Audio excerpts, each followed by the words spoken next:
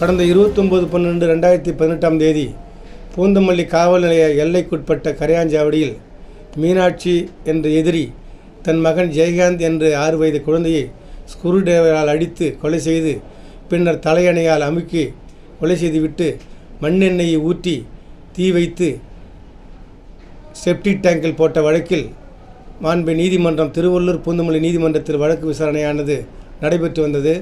இந்த வழக்கு விசாரணையில் அரசு தரப்பு சாட்சி கொலை கொண்டும் அரசு தரப்பு சான்று ஆவணங்களை கொண்டும் குற்றம் நிரூபிக்கப்பட்டதால் இன்றைய தினம் நீதிபதி சி. விஜயகுமார் அவர்கள் எதிரி குற்றவாளிக்கு மீனாட்சிக்கு ஆயுள் தண்டனையும் ₹1000 அபராதம் வழங்கும் தீர்ப்பளித்தார். ₹1000 கட்டத் தவறினால் ஓராண்டு காலம் சிறை தண்டனையை அனுபவிக்க வேண்டும் என்று இன்றைக்கு தீர்ப்பு வழங்கப்பட்டுள்ளது. இந்த தீர்ப்பின் மூலம் இந்த ஜெயகாந்த் என்ற குழந்தைக்கு ஏற்பட்ட நிலைமை தமிழ்நாட்டில் வேறு எந்த குழந்தைக்கும் ஏற்படக்கூடாது என்பதை இந்த தீர்ப்பு நிலைநிறுத்திருக்கிறது. இந்த தீர்ப்பை தமிழக அரசு வரவேற்கிறது.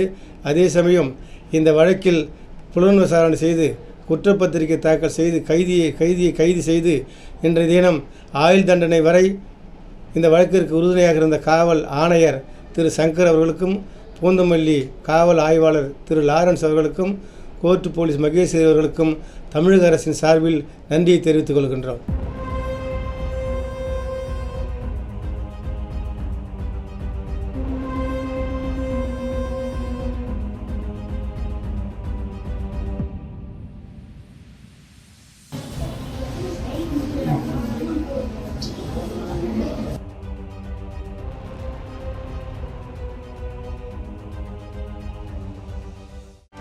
செய்திகளை உடனுக்குடனும் துல்லியமாகவும் தெரிந்து கொள்ள சப்ஸ்கிரைப் பண்ணுங்க.